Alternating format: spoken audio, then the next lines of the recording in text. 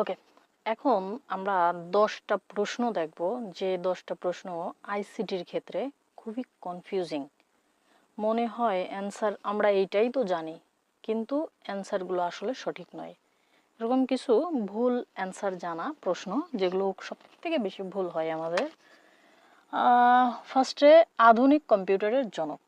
আধুনিক কম্পিউটারের জনক কাকে বলা হয়? কম্পিউটারের জনক কাকে বলা হয়, এই প্রশ্নটা করার সাথেই আমাদের মাথায় ফার্স্ট যে নামটা আসে, চার্লস ব্যাবেজ।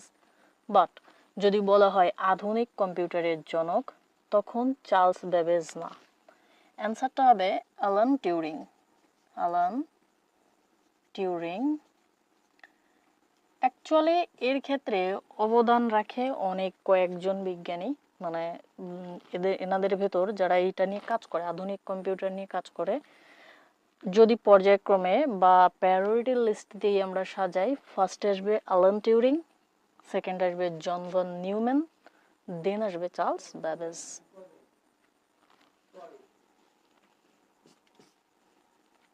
ওকে, আমাদের নেক্সট প্রশ্ন, ওরাকল কোন ধরনের প্রোগ্রাম? এটা প্রোগ্রামিং। অপশনে যদি থাকে প্রোগ্রামিং, তো আমরা প্রোগ্রামিং দাগাবো।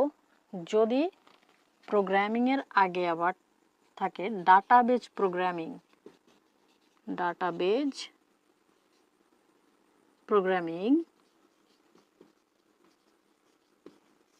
তো অবশ্যই আমাকে ডাটাবেজ প্রোগ্রামিং লাগাতে হবে, কারণ ওরাকল, অ্যাপাচি এগুলো ডাটাবেজ প্রোগ্রামিং।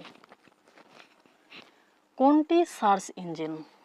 অ্যাকচুয়ালি গুগল ছাড়া আমাদের চলেই না, তো গুগল ক্রোম 1 নম্বরে যদি থাকে, 2 নম্বরে যদি অন্য আদার্সগুলো থাকে যে সার্চ ইঞ্জিন হিসাবে আমরা যেগুলো চিনি জানি, অবভিয়াসলি এখানে একটু ভুল আছে, গুগল ক্রোম না, শুধু Google. Google search engine, but যখন গুগল ক্রোম বলবে, গুগল ক্রোম বললে আর ক্রোম CHROM, গুগল ক্রোম বললে সেটা হবে ওয়েব ব্রাউজার। অর্থাৎ যদি বলে সার্চ ইঞ্জিন কোনটা, সেটা গুগল, কিন্তু যদি বলে ওয়েব ব্রাউজার কোনটা, দেন গুগল ক্রোম। প্রথম ওয়েব ব্রাউজার কোনটা? ইন্টারনেট এক্সপ্লোরার, এটা ম্যাক্সিমাম সবাই দাগাবে ইন্টারনেট এক্সপ্লোরার, বাট না, এই প্রথমটা হচ্ছে www। এটা এটা 1990 সালে ফার্স্ট টাইম টিম বার্নার্স-লি, উনি প্রথম এটা আবিষ্কার করেন। মাউস কোন ধরনের ডিভাইস? আমরা সবাই জানি, কম্পোনেন্টের ভিতর আমরা পড়ছি, মাউস ইনপুট ডিভাইস। বাট যদি এর আগে থাকে পয়েন্টার ডিভাইস, তখন আমাকে অবশ্যই পয়েন্টার ডিভাইসটা দেখাতে হবে, কারণ মাউস একটা পয়েন্টার ডিভাইস। কোনটি মাদারবোর্ডের অংশ নয়? It's register. ভুল, কারণ রেজিস্টার এক প্রকার মেমোরি, যা মাদারবোর্ডের সাথেই থাকে। যেটা মাদারবোর্ডের সাথে যুক্ত থাকে না, সেখানে অ্যান্সারে দিতে হবে পাওয়ার সাপ্লাই, কারণ ওইটা তখন অপশনে থাকবে যে রেজিস্টার না, আমাদের অ্যান্সার হবে পাওয়ার সাপ্লাই, যে প্রশ্ন যদি হয় এমন যে কোনটি মাদারবোর্ডের অংশ নয়। প্রোগ্রাম থেকে যখন কোনো কিছু কপি করা হয়, তখন সেই ডাটাটা কোথায় থাকে? র্যামে। আমরা জানি র্যাম হচ্ছে কি নন ভোলাটাইল মেমোরি, মানে এইটা হচ্ছে মানে কম্পিউটারের সাথেই থাকে, মোবাইলের সাথেই থাকে র্যামটা। তো এই ক্ষেত্রে আমার র্যাম না, অ্যান্সার হবে ক্লিপবোর্ড। অর্থাৎ এটা আমার যে নন ভোলাটাইল, ভোলাটাইল মেমোরি, এটা মানে এইটা খুব দ্রুত ইরেজ হয়ে যায়, রোমের মতন এটা না। রোমে কোনো কিছু স্থায়ীভাবে থাকে, র্যামে সেটা হয় না। তো এই ক্ষেত্রে র্যামে এই ডাটাটা সেভ হয় না, এই সেভ হয় ডাটাটা হচ্ছে ক্লিপবোর্ডে। ওকে, দেন এআই এর জনককে? এইখানে আমাদের সবার কাছে খুব জনপ্রিয় নাম অ্যালান টিউরিং, কিন্তু যদি অ্যালান টিউরিং এর আগে জন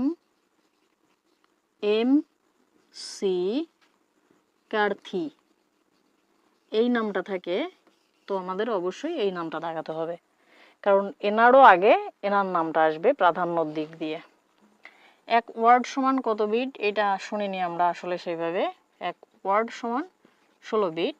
এক ক্যারেক্টার সমান বা বর্ণ সমান 8 বিট এবং এক নিবল সমান 4 বিট, অর্থাৎ এক ক্যারেক্টার বা বর্ণ সমান 2 নিবল। এগুলো খুবই হিসাব নিকাশ করার ক্ষেত্রে খুবই ইম্পর্ট্যান্ট। এবং এইখান থেকে বিট, বিট থেকে বাইট, বাইট থেকে কিলোবাইট, কিলোবাইট থেকে মেগাবাইট, গিগাবাইট, টেরাবাইট, পেটাবাইট, এভাবে বাড়তে থাকবে। সাধারণত আমরা কোনো কিছুর কিলো করতে গেলে চিন্তা করি 1000, কিন্তু এর হিসাবে কিন্তু এই বাইট থেকে 1000 মানে 1 কিলোবাইট সমান আমার হওয়া উচিত ছিল 1000 কিলো, যেহেতু 1000, কিন্তু না, 1024 বাইট হবে। এবং এইখানে বড় হাতের বি এবং ছোট হাতের বির কিন্তু একটা তাৎপর্য আছে।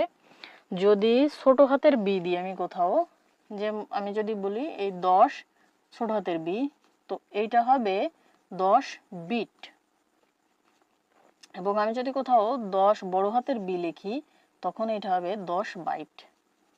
অর্থাৎ বিট এবং বাইটকে নির্দেশ করে এই ছোট হাতের এবং বড় হাতের বি। আমরা যদি কোথাও লিখি যে 10 Mbps, এর অর্থ হচ্ছে মেগাবিট পার সেকেন্ড। কিন্তু আমি যদি লিখি 10 Mbps, তখন হবে 10 মেগাবাইট পার সেকেন্ড। এর স্পিড অনেক বেশি এর তুলনায়। ওকে, তো আজকে আইসিটি এই পর্যন্ত।